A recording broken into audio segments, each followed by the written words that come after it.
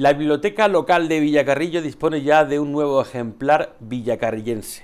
Digo biblioteca local, no me refiero a la Francisco Tudela como tal, porque hay libros de Villacarrillo, pero ya también de muchos tipos, sino porque se ha aumentado ese catálogo que hay de publicaciones dedicadas a este municipio y a esta ciudad en concreto. En esta ocasión, la nueva publicación se ha presentado precisamente en las instalaciones de la Casa de la Cultura, sede de la Biblioteca Municipal, y va de música, va de la historia de la Banda Municipal de Música de Villacarrillo, que ahora ya no es banda municipal, ahora lo que tenemos es una agrupación musical, una asociación musical que no tiene nada que ver con el ayuntamiento, salvo, bueno, convenios que hacen puntualmente. Bueno, pues ese periodo del que vamos a hablar es el que se recoge en este libro que se ha presentado recientemente. El periodo va de 1924 a 1962 y fue el tiempo en el que el director de esta banda de música municipal, era funcionario por tanto, era Miguel Ángel Roa Leal. Para hablar de él, de este personaje y de esta banda de música, pues ha realizado un buen trabajo su nieto, Miguel Ángel Alonso Roa. Miguel Ángel, ¿qué tal? Muy buenas. Hola, buenas. Bienvenido. Buenas. Muchísimas gracias. Presentó su libro en la Casa de la Cultura, efectivamente, sede de la Biblioteca Municipal. Qué mejor sitio, ¿no?, para que diéramos a conocer este pedazo de la historia de Villacarrillo. Pues la verdad que sí, es un fragmento de esta historia que había quedado en el olvido y que gracias pues a personas como Guillermo Ballesteros y demás, que empezó a mover el tema del archivo de la Asociación Cristóbal Marín sobre la música que había, aparecieron una música, unas partituras inéditas de mi abuelo, Miguel Ángel, y entonces pues a partir de ahí se inició ese proceso y vimos la necesidad de que saliera a la luz pues toda esa cuestión histórica, que en definitiva estaba ahí solapada, estaba como dormida, ¿no? Sí. En definitiva, y lo que quisimos fue pues darle publicidad, sacarla a la luz, y la verdad es que creo que en ese sentido lo hemos conseguido, porque mira, no solamente hablo de la figura de mi abuelo, Miguel Ángel Roa, el maestro Roa, como aquí se le conoce. Con gran orgullo, ¿no? Exactamente, no solamente hablo de él, sino hablo también de todas las personas que con él estuvieron en esa banda, porque él sin esos músicos poco podía haber hecho. La verdad es que estuvo casi 40 años. Efectivamente, 38 años estuvo al frente de la banda desde el 1 de agosto de 1924.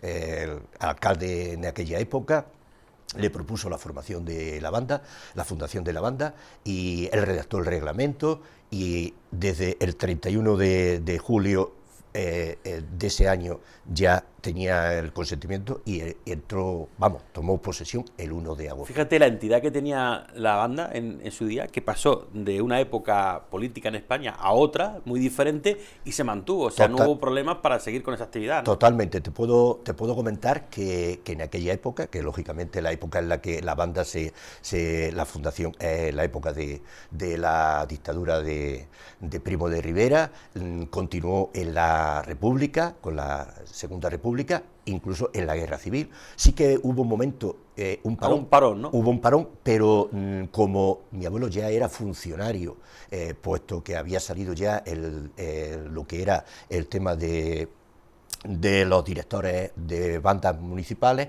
pues lógicamente él ya estaba dentro del escalafón, y lo que hacen es que lo hacen en situación forzosa, es decir, lo dejan excedente forzoso, lógicamente con un sueldo y demás, pero de manera forzosa, pero siguen actuando a las órdenes del ayuntamiento porque era funcionario. Lo que pasa es que después ya, al inicio del año 36, la guerra civil, pues el alcalde entonces vuelve a retomar el tema de la banda y le vuelve a decir a mi abuelo que redacte un reglamento para que la banda vuelva a funcionar. ¿Durante la guerra? Durante la guerra. De hecho, nos hemos encontrado de manera muy sorpresiva en este archivo mirando todos los legajos que había, pues con 3 marchas fúnebres y una marcha regular, Iris, que se tocó precisamente en el concierto, que tu abuelo, que es de 1930. Tu abuelo era compositor también. Sí, efectivamente, era compositor, director de la banda, y además es lo que era el que enseñaba a los músicos. Ten en cuenta que por sus manos pasaron muchísimos músicos, y además es que como era una persona que amaba la música, hacía que los que estuvieran la amaran también. Y bueno, tuve la gran suerte de conocerlo hace muchísimo tiempo y de poder hablar con él el día de la presentación, el abuelo de Guillermo, que es Vicente Ballesteros Martínez, que fue precisamente alumno suyo. el único músico que queda vivo de aquella época. Dice Sería un crío por entonces, a lo mejor. 9 años empezó. Dice 9 años. Con 9 años empezó y dice que incluso le ayudaron mis tías, una de ellas era modista, le arreglaron un poco, eso me lo contaba por la noche, dice, me arreglaron la guerrera y en definitiva, pues quiere decirse que mi abuelo fue una persona muy querida en Villacarrillo. Ten en cuenta que aparte de eso fue 43 años el presidente de la Cofradía del Cristo de la Salud. Mi tía era la que estaba pendiente de los arreglos allí y demás, y después lo hicieron don Cristóbal Moreno Magaña en 1965, cuando él se marcha a Jaén ya, jubilado, lo hace pues presidente honorario. Miguel Ángel Roa era villacarrillense. No, él nació en Castellar. Nació en Castellar, era castellariego. Era, exactamente. Lo que pasa es que cuando él termina sus estudios, que lo hace con don Esteban Moreno Ochoa, de Santisteban del Puerto, un afamado músico y compositor que le da, por así decirlo, pues los mimbres para que mi abuelo, que tenía actitudes y cualidades para eso, pues pueda también asumir todo ese tipo de conocimientos, pues entonces él en 1919 se marcha como organista y como maestro de capilla a Cabra de Santo Cristo. Y desde allí él se entera que había una oposición para maestro de capilla y organistas de la iglesia de la Asunción de Villacarrillo y la solicita. Y se aprueba esa oposición y él ya se viene a Villacarrillo, se casa con mi abuela Raimunda y ya desde entonces, desde 1922, viven en Villacarrillo hasta 1965. Y ya accedió a la plaza de exactamente, director de la banda. El alcalde de aquella época pues fue el que le propuso la fundación de la banda, porque había una banda municipal, pero no tenía consistencia y demás, y entonces él ya pues se encarga de irla formando, ir formando a los alumnos, de ir formando a los educandos, es decir, tiene su escuela de música, empieza ya a adquirir, hace el reglamento, que por desgracia no hemos encontrado en el momento de la investigación, que hubiera sido muy interesante. Tiene que ser muy parecido al reglamento de la banda de música de Villanueva del Arzobispo, que es de 1927, y entonces quizá se apoyara en aquella época, la banda de música de Villanueva se apoyara en el reglamento de Villacarrillo. El nuestro no. Estábamos cerca, pues entre uno claro, y otro exactamente, sacaban adelante. Efectivamente, ten en cuenta que había una relación y era muy cercano en el espacio. Claro, porque bandas, como dice, ya había muchas, en muchos sitios. Ten en cuenta que los datos, por así decirlo, del pequeño ensayo que yo he hecho, pues han nacido de una tesis doctoral de una profesora de la universidad, doña Isabel María Ayala, que tiene un trabajo excepcional y excelente sobre las bandas de música de la provincia durante toda esta época. Entonces, a partir de ahí he empezado a rescatar documentación y después algo que es muy interesante también, y es que en Bailén, en Villacarrillo... Es que vive en Bailén, por eso el lapsus, Efectivamente, en Villacarrillo hay un archivo histórico que lógicamente darle la enhorabuena a la Asociación de Amigos de la Historia de Villacarrillo, de la que soy socio también, pero Ramón Rubiales pues ha hecho una gran labor en este archivo, ha catalogado y demás, y han hecho un archivo que está muy bien documentado, pero aparte de eso es que después en el ayuntamiento están todas las actas desde 1924 hasta 1962, es decir, que me he encontrado con la documentación que necesitaba para ir añadiendo a ese gran trabajo que hay de esta tesis doctoral, como te digo, de esta profesora de la universidad, pues irle añadiendo otra serie de datos que son muy de Villacarrillo, para que me entiendas. Yo he querido hacer una publicación para que la persona de Villacarrillo que lo lea y que tenga tradición de haber estado aquí, sus abuelos sean de aquí y demás, recuerden nombres de músicos, nombres, es decir, que en ese sentido hay una parte del libro que está dedicada por completo a la banda de música y en la que aparecen los nombres de los músicos, lo que cobraban los músicos, es decir, que también hay un trabajo muy bueno de Francisco Coronado, que es un historiador muy importante, falleció hace unos años, y que lo hizo para la revista Civi, y que yo no he querido desvirtuar, lo he puesto tal cual. Sí. ¿Por qué? Pues porque creo que merece la pena que recordemos a estos historiadores que han estado sacando estos documentos a lo largo de estos años y que merecen un reconocimiento también. Miguel Ángel Nieto es muy amante de la historia, de la cultura, pero con el corazón partido. Pues sí, la verdad es que... Parte de Villacarrillo, otra parte en el pueblo donde le acogió profesionalmente. Por supuesto. Ten en cuenta que mi mujer es Bailén y yo estoy enamorado de Bailén, pero a través de mi mujer, porque realmente pues quiere decirse que en Bailén tengo muchas actividades de tipo histórico y demás. Histórica, sobre todo, me dedico a este tipo de investigación y demás, y bueno, y es que he estado allí pues lógicamente desde el año 81, desde el año 81 que llegué a Bailén hasta el año 2015 que me jubilé. Es decir, he estado 33 años, por ejemplo, en el colegio Pedro Borchado. Es decir, que y 2 años estuve en el colegio 19 de julio. Es decir, que en definitiva quiere decirse que Bailén es mi segunda patria. Pero nunca perdió las raíces. Las raíces de mi pueblo, de Villacarrillo, las llevo muy dentro. El origen, que es como se llama la exposición, que también ha enmarcado un poquito la presentación del libro, ¿no? Efectivamente, es decir, ten en cuenta que yo me encanta venir a Villacarrillo, me encanta estar aquí, pasar por sus calles, porque me recuerdan mi niñez y mi primera juventud. En cuenta que a partir de los 14 años ya mis padres se trasladaron, cuando yo tenía 14 años, se trasladaron a Jaén. Yo una edad crítica por los amigos y lo que había. Claro, ¿no? Exactamente. Yo he seguido viniendo, pero ya venía de otra manera, ¿no? Ya venía de vacaciones. De vacaciones, a las fiestas, a la feria, pero ya no era lo mismo que cuando yo vivía aquí, que bueno, Villacarrillo para mí, pues... es mi cuna y lógicamente lo llevo muy dentro. ¿Qué es lo que más destacaría o más le ha gustado a nivel personal de trabajar la historia de su abuelo, de Miguel Ángel Roa? En primer lugar, te diría que la biografía de mi abuelo, pues la conocía personalmente, porque ten en cuenta que yo viví en su casa muchos años y sé la gran persona que era y cómo pensaba y cómo vivía. Pero después lo que más me ha llamado la atención es esa historia que he sacado de la banda de música. Es decir, la banda de música que en aquel momento no es como ahora. La mayoría de las personas que hoy están en la banda de música de Villacarrillo o están estudiando en el conservatorio, incluso ya son profesores.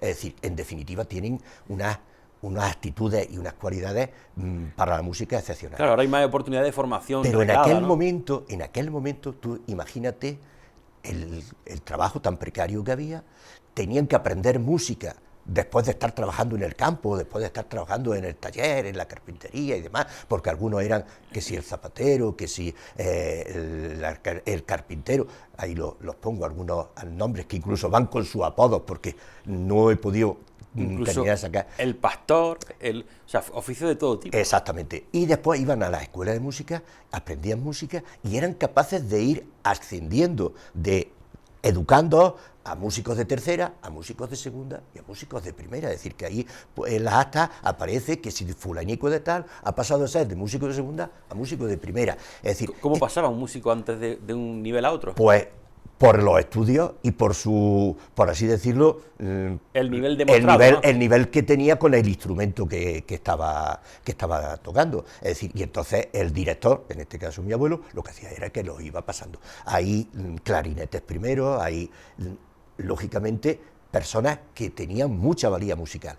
Y tú sabes lo principal es que les sirvió como punto de lanzamiento, porque cuando se iban a servicio militar se integraban en las bandas militares y se quedaban en el ejército y tenían otro oficio. Era otra oportunidad. Otra oportunidad, claro. Por ejemplo, Cristóbal Marín. Ajá. Cristóbal Marín fue un discípulo de mi abuelo, un discípulo aventajado, un hombre con mucho que le gustaba la música. Y además fue luego quien refundó el tema de la banda en Villacarrillo. Efectivamente, y él estuvo en en el ejército, y después fue director de la banda de Mondragón, y después cuando se jubila, se viene a Villacarrillo, y es cuando funda la asociación Cristóbal Marín. Y además, de hecho, el pasodoble que se interpretó por la banda de él, de Cristóbal Marín, está dedicado a su maestro, a mi abuelo. Al maestro Roa, ¿no? Exactamente. ¿Qué pasó? No sé si se recoge en el libro, ¿qué pasó cuando ya en el año 62 se jubila tu abuelo? Sí. Se extingue la banda, o sea, no hay un relevo, no hay una continuidad, no se creía, supongo por entonces, el alcalde que hubiera no creía en esto, entonces. No, vamos a ver, mira. ¿O es que no había posibilidad de seguir? No, te explico. En aquel momento no fue solamente en Villacarrillo, sino en muchos otros pueblos, los ayuntamientos quizás no podían con el volumen económico que suponía mantener la banda. Entonces vieron el cielo abierto aquí en Villacarrillo cuando se jubilaba mi abuelo. Bueno, pues se jubila. Como había una Nos quitamos un problema de en medio, ¿no? Claro, exactamente. Como había una banda que era la banda del Frente de Juventudes, a la que ya se le había empezado a dar ciertas subvenciones, que lo pongo en el libro, ciertas subvenciones que vienen en la acta, es decir, que no me estoy inventando nada, ciertas subvenciones en años anteriores, pues es esa banda la que empieza bajo la dirección de otro alumno de mi abuelo. Toma el relevo don Francisco, y el ayuntamiento... Don Francisco Herrera. Ajá, Claro. y toma el relevo, el ayuntamiento se quita ese problema porque ya no es solo el sueldo del Y abuelo, disuelve. sino que siendo municipal tiene que afrontar los gastos de instrumentos y de todo lo que conlleva, ¿no? Y disuelve la banda. Entonces hay un litigio, claro, mi abuelo... él pide la jubilación y una vez que se la concede, pero los músicos sí que querían, de alguna forma, tienen un litigio, lo dejo entrever al final del libro, de la historia de la banda, que hasta 1964, me parece, siendo ya alcalde, don Francisco Tudela, que los recursos que habían presentado ante la administración local, todos no les son favorables y ya la banda queda Porque disuelta. los músicos que había también tenían sueldo. Tenían sueldo... un sueldo básico. Exactamente. Una ayuda. Exactamente, una especie, pero sí que cobraban.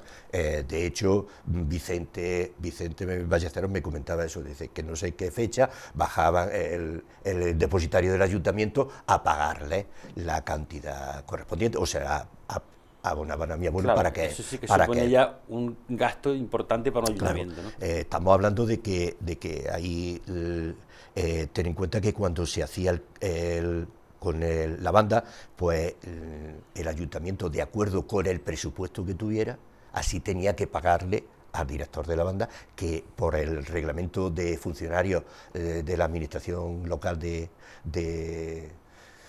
la administración local, pues tenían que tener un sueldo según ese presupuesto. Sí. Entonces mi abuelo, me parece que el último sueldo que tenía era 11 o 12.000 pesetas al mes, ¿no? Exactamente. O sea que, en definitiva, eso es lo que, claro, el volumen de esa cantidad, pues era a lo mejor lo que no podía en ese momento ya el ayuntamiento. ¿Qué es lo que más le ha gustado de esta historia de 40 años de vida musical?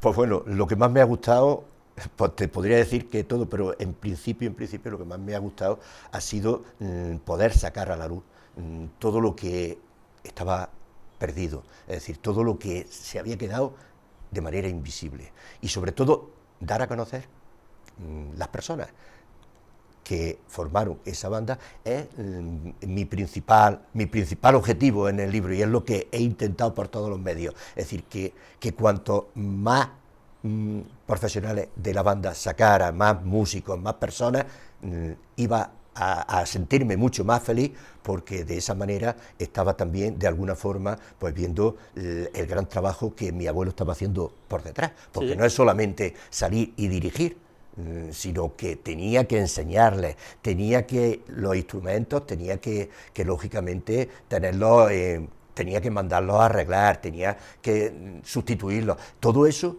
era el director el que se encargaba. El que se encargaba de todo, ¿no? Se encargaba el director. Tenía que, lógicamente, hacer las peticiones al ayuntamiento. De hecho, hay algunas peticiones para que se arreglen instrumentos y demás.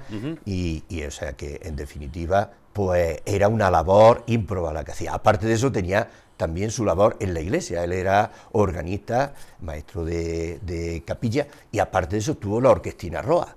También. Sí, sí, la orquestina Roa, y en el libro la reflejo en los años... O sea, era un amante pleno de la música. Totalmente, es decir, estaba totalmente, lógicamente, además era una persona muy conocida en Villacarrillo, a la que muchas personas, yo creo que la mayoría, la querían de corazón, porque era una persona que se hacía querer, es decir, una persona, decían, algunos me decían, es que era un caballero, todo lo va a decir a mí, es decir, que lógicamente era un caballero en ese sentido, y era una persona volcada con su trabajo, y bueno, lógicamente los músicos lo querían, las familias lo querían, porque lo demostraban cuando llegaba, por ejemplo, su santo, que en aquella época, pues entonces los regalos que tenía eran, lógicamente, de todas estas personas que llegaban a felicitarle el día de su santo, el día de San Miguel, y en definitiva fue una persona que fue muy querida en Villacarrillo, y eso es algo que he intentado también plasmar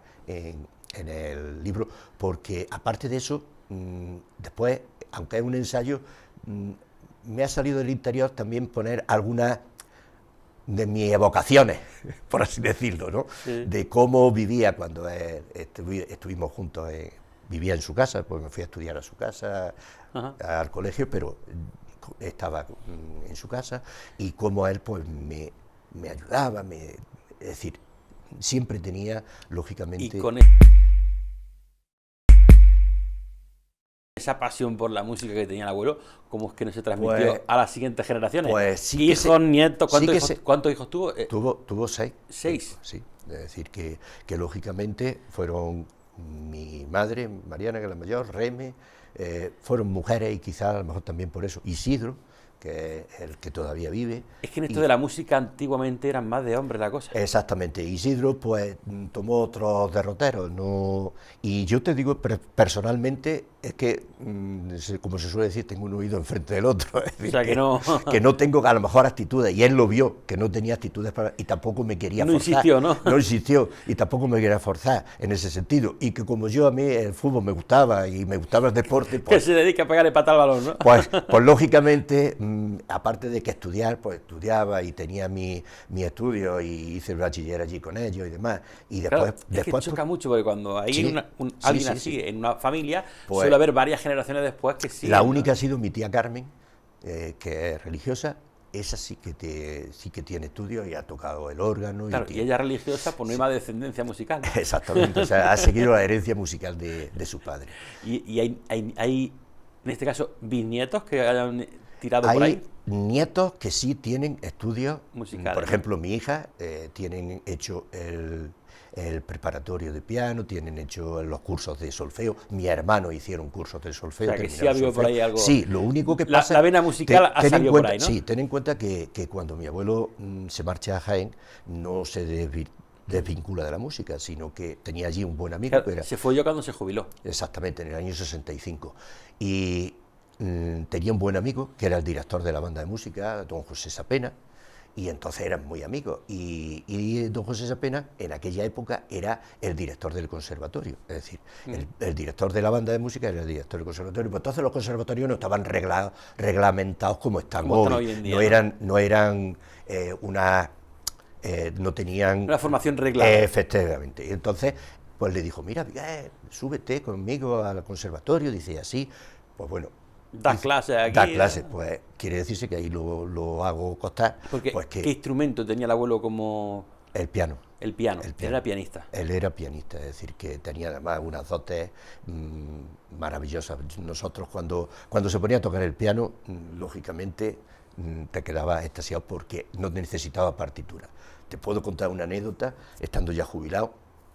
Él era muy amigo de los hermanos que eran sacerdotes, Álamo Berzosa, don Guillermo y don Francisco, que fueron compañeros suyos en Santisteban cuando empezó la carrera, y entonces estaban de párrocos en Belén y San Roque, en la iglesia de San Roque, en Jaén. Y le decían, anda Miguel, pues súbete y nos toca el armonio los domingos en la misa de 9. Bueno, total, pues mi abuelo subía y tocaba el armonio.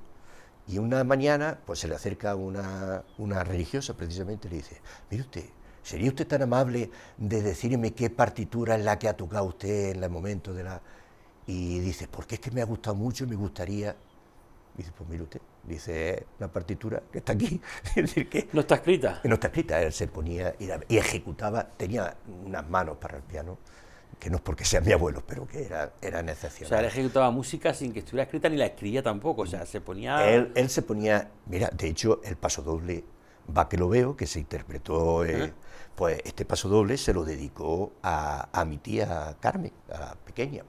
Y surgió de una manera espontánea. Una noche, pues resulta de que mi madre y mi tía le estaban diciendo a la chica, mira, mira el lucero, mira el lucero. Y ella miraba y claro, pequeña, pues no atinaba. Y le decía, mira, mira el lucero. Y ella decía, va que lo veo, va que lo veo. Y aquello se lo contaron a mi abuelo y de ahí nació el paso doble. De ahí nació el paso doble. Es decir, y hay un paso doble que ya lo oíste ahí en la interpretación de la banda, es precioso, vamos, yo me ¿Cuántas encanta. partituras se han encontrado que Ahora tuviera mismo el se han abuelo? encontrado, de él, aparte del Va que lo veo, se han encontrado 3 marchas fúnebres, se han encontrado una marcha regular, que es Iris, que también se tocó en el concierto, se ha encontrado las letanías al Cristo de la Salud, tenemos la reducción a piano del himno de nuestro Padre Jesús de Jaén, de su buen amigo Emilio Cebrián. Ten en cuenta que cuando muere Emilio Cebrián, en el año 43, que estaba de director de la banda de música, Sapena, precisamente, don José Sapena, llama a mi abuelo y dice, mira, Miguel, te vas a ir tú a Jaén, porque era más antiguo que él. Y él tenía su vida instalada aquí en Villacarrillo y no le apetecía desmantelar la casa, irse a Jaén, tenía 6 hijos, es decir, que en definitiva, por una situación económica tampoco... Y entonces dijo, no, yo me voy a quedar. Y entonces don José Sapena optó a la plaza y se la... Por eso te digo que toda esa música pues tiene arreglos porque como en la orquestina tenía música ligera, pues tiene arreglos que no son suyos, pero son arreglos de otros compositores y demás. Eso es lo que hemos encontrado.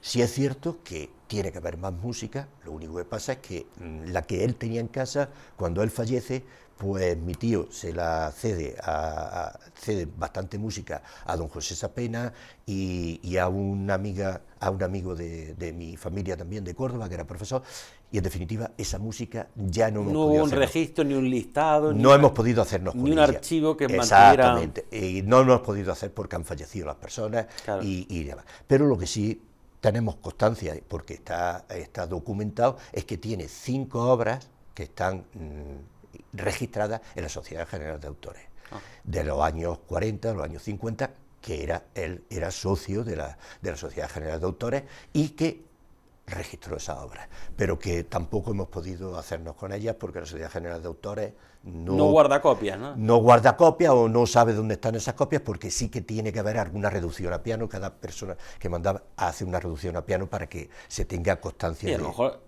muchas de esas partituras están por ahí en algún lado, alguien las tiene, las interpreta y a lo mejor no sabe ni el origen. Exactamente, o sea que por eso te digo que están ahí puestas en el libro, porque realmente son suyas, es decir, que en definitiva eso es lo que hemos podido recoger. De hecho se está haciendo también un exhaustivo trabajo por parte de José Miguel Marín y de Guillermo Ballesteros, se está haciendo un exhaustivo trabajo en los archivos que hay parroquiales y del archivo municipal, por si apareciera algo, porque ten en cuenta, y mi abuelo tenía la música en la parroquia. Yo recuerdo perfectamente en la sacristía en la cajonera tener la música que él lógicamente interpretaba, es decir, que mi abuelo tocó el órgano de la parroquia que desapareció después de la Guerra Civil, ese lo tocó, que estaba en la entrada a la sacristía. Y después, allí en alto, allá arriba. Exactamente, y después tocó el armonio que se puso detrás del altar mayor. Es decir, que en definitiva él ya lo que no pudo llegar a tocar es el órgano nuevo que hoy se ha trasladado a la parte trasera. A la parte trasera. Ese ya, él empezó a hacer ciertas... Ese lo tocará ya José Miguel. Exactamente, ese ya no lo pudo él, lo tocaría Luis Estudillo, que fue un alumno muy aventajado suyo también, y demás, y ten en cuenta que, bueno, que en definitiva... pues él hizo una labor tanto de música religiosa como de música sacra, muy importante.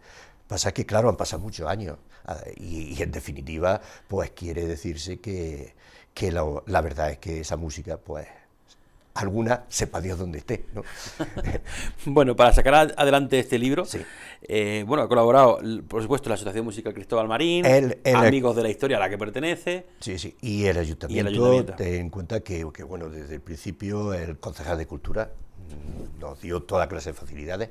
Entonces la Asociación Cristóbal Marín ha sido la que, en definitiva, ha organizado todo el acto, y la Asociación de Historia de la Historia, los Amigos de la Historia, pues también han colaborado conmigo en el sentido de que, bueno, de darle publicidad al texto. Lo que sí quiero hacer mención es que la portada y la contraportada son de José Luis Cuadros Alarcón. ¿Quién es José Luis? Un músico de la Asociación Cristóbal Marín, que se me ofreció, me dijo que desinteresadamente y entonces me ha hecho el logo de Roa. Ese de Roa, los 100 años, 100 Roa, que ese es el logo que me ha hecho, y la portada y la contraportada. Claro, es que precisamente se cumplen 100 años del nacimiento... Del nacimiento de la banda. De la banda. Exactamente. O sea, el principal origen del trabajo es la banda. La banda. Lo que pasa es que, claro, la banda tiene la parte, por así decirlo, de la biografía de mi abuelo, que es la que yo quería también poner. Y de hecho también en el libro aparece, pues bueno, una parte que está dedicada a otros músicos de Villacarrillo. Ten en cuenta que Villacarrillo tiene en ese aspecto, pues mucha gente que se dedica a la música, y tiene, la verdad, muchos músicos, aparte de Manjón, aparte de Andrés Segovia, que son los más conocidos, pues después hay ahí alguien que, por ejemplo, para mí muy particular y muy querido, que fue el maestro Vilano. Ajá. Porque vivía enfrente de mi casa, y yo todas las siestas, cuando era chiquillo, me sentaba allí en el escalón de su barbería a oír tocar la bandurria y la rondalla que tenía. Tocaba entre corte y corte de pelo, claro, o afeitado de barba. Es que era así. Se ponía y además, a tocar. Exactamente, y además otro, pues, Sola, Antonio Sola. Otro peluquero, exactamente, que también tenía su rondalla. Su rondalla y demás, pues lógicamente, fue alumno de mi abuelo. Que tenían las peluquerías para que fuese fuente cultural y musical. la verdad es que en Bailén pasa igual. Hay tradición. Hay muchos maestros peluqueros que han sido músicos. O sea, yo no sé por qué, porque tendrían su vena musical, y además enseñaban, lógicamente, por la bandurria. El maestro Vilano, para mí, era una persona encantadora, porque yo, que lo he conocido desde chiquitillo, desde que yo era un crío, y ir allí a arreglarme la barbería, y a la misma vez pues me sentaba en el escalón a escucharlo, porque lógicamente qué mejor diversión tenía en la siesta que es. Qué bien. ¿Qué recuerda de la época de la Safa? Bueno, pues mucho. La verdad es que para mí la Safa me marcó bastante, en el sentido de que yo empecé con doña María, que es la que fue esposa de don Miguel de Lao, que fue mi maestra en párvulos, y a partir de ahí, pues bueno, después ya fueron unos años, hasta que me examiné de ingreso, fueron unos años de verdad muy bonitos en esa experiencia, porque tuve muchos amigos y aparte muy buenos profesores. Por ejemplo, mira, don José Serrano fue profesor mío, don Juan Gil, don Miguel León, don Domingo Sola, que fue con el que acabé, porque ya después me pasé a bachiller. Claro, algo de bueno sembró toda esa gente para que se dedicara a la docencia toda su vida. La verdad que sí, la verdad es que fueron maestros, para mí, insuperables, en el sentido de que me enseñaron. A la misma vez, en aquella época había una disciplina, pero yo tenía que ser muy bueno en la escuela, porque no recuerdo así malas experiencias, malas experiencias, ¿no? Algunas sí que habrá por ahí, ¿no? Pero bueno, que lógicamente lo mejor fue la educación que recibí en la Safa. Yo me he encantado de esos años que pasé en la ¿Quedan Safa. amigos de esa época? Pues bueno, algunos, pero menos. Además hemos dejado de vernos. Por ejemplo, un hermano de Vicente Ballesteros, Pedro, era muy buen amigo mío. Éramos amigos de correrías cuando salíamos de la escuela. ¿Sigue en el pueblo? No, ya está fuera, ¿no? Está fuera. Y la verdad es que hemos perdido, algunas veces en el Facebook nos saludamos y demás, hemos perdido. Y después, pues bueno, algunos otros que estuvieron, que era Suca, el hijo de don Enrique Suca, que fue también amigo mío, Manuel Marín, que es ahora presidente de la Asociación de Historia de Amigos de la Historia. Es Amigos de la Historia. Es decir, fueron compañeros y de salida y de pequeñas pandillas que íbamos. Lo que pasa que, lógicamente, yo me fui muy joven a estudiar a Jaén, con 10 años. Entonces venía en las Navidades, venía en la Semana Santa, y bueno, pues eran momentos que sí, que salíamos y tal, sobre todo en las Navidades. En las Navidades yo recuerdo... ¿Hay algún sitio de Villacarrillo que le guste visitar cuando viene, especial? Especialmente la parroquia. La parroquia, la iglesia. Parroquia, me encanta. La Asunción. La Asunción de Villacarrillo, me encanta. Y el parque, y el paseo y el parque. Ten en cuenta que ahí me crié. Claro, vivía enfrente. Exactamente, me crié. Y para mí era... bueno, hoy no está ya el kiosco de la música donde mi abuelo tocaba. Te puedo decir que yo de pequeño era un poquillo revoltosillo. Un poco trasto, ¿no? Sí, y mi abuelo pues me cogía de la mano y subíamos la calle La Feria cuando iba a la Plaza de Toros, me subía a él y después me sentaba allí con los músicos y estaba para arriba y para abajo las escaleras y los músicos eran los que tenían que estar un poco de cuidado de que no me no la rodara. No. Y después lo que sí me acuerdo, y eso ahí sí es verdad que me mantenía en mi sitio, era en el kiosco de la música, pues cuando daban los conciertos en el verano, pues me subía y me sentaba con el avisador en la maleta de madera, me acuerdo perfectamente, la maleta de madera que tenía, a escuchar la música, a escucharla, y yo tenía una pequeña verruguilla aquí, y lo que pasa a los chiquillos, y entonces el avisador, cuando veía que me salía sangre, cogía un papel de fumar y me lo ponía para que no sangrara. Y aquellas imágenes se me han quedado grabadas. Lástima que ya, bueno, el kiosco de la música ya no es el mismo. No, ya no es el mismo. Y el que hay no se usa. Exactamente. Yo se hizo uno para intentar fomentar eso. Pero ese de los años 60, ese que era además los chiquillos jugábamos allí, mis amigos jugábamos para arriba, para abajo, cuando no había conciertos, y después la hora de los conciertos, pues ya te digo, para mí eran especiales porque yo me subía con mi abuelo, me sentaba allí y a escuchar la música y ensimismado lógicamente lo que estaba escuchando. Miguel Ángel, un placer. La verdad que para mí también, que hayáis tenido la deferencia de estar conmigo, vamos, de avisarme para que venga, encantado. Lógicamente, pues he disfrutado muchísimo presentando el libro y también estoy disfrutando muchísimo esta mañana con tu Pues como entrevista. Lo suyo es la historia, le apasiona también la historia, las veces que quiera venir va a tener las puertas abiertas. Quiere decirse que para mí la historia es algo fundamental en mi vida y no dejo de estudiar. Ahora estoy con otros temas y demás, dejo uno, termino uno y empiezo otro. O sea, que puede haber libro pronto también, ¿no? Bueno, no sé si pronto, la verdad es que el que tengo ¿De Bailén ahora mismo, o de Villacarrillo? No, ahora sería de Bailén. Toca Bailén. Tengo uno en mente, lo que pasa que bueno, es bastante laborioso, porque estoy buscando. Bailén era tierra de realengo, pertenecía a Baeza, y cuando en 1349 Alfonso XI se la vende a los Ponce de León, pasa a ser tierra de señorío. Entonces hay una disputa entre Bailén y Baeza por los términos y por las lindes, y en eso estoy. En 1874 fue cuando dejó de pagar Bailén, lógicamente lo que le impuso lo que fue la sentencia arbitraria del rey Fernando el Católico, que debía pagar 2.000 fanegas de trigo, y a partir de ahí, pues ya todos los años, claro, Bailén, pues tú ya sabes lo que pasa en aquella época, pues que si esto, que si lo otro, que si no, que si ese linde es mío, y ahí estoy en el archivo de nos Baeza. da otra entrevista ahí.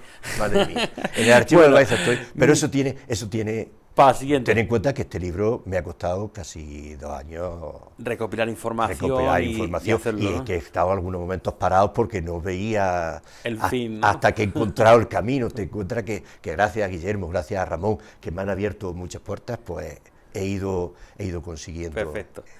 Pues Miguel Ángel Alonso Roa, autor de Miguel Ángel Roa Leal, la historia de la Banda Municipal de Música de Villacarrillo 1924-1962.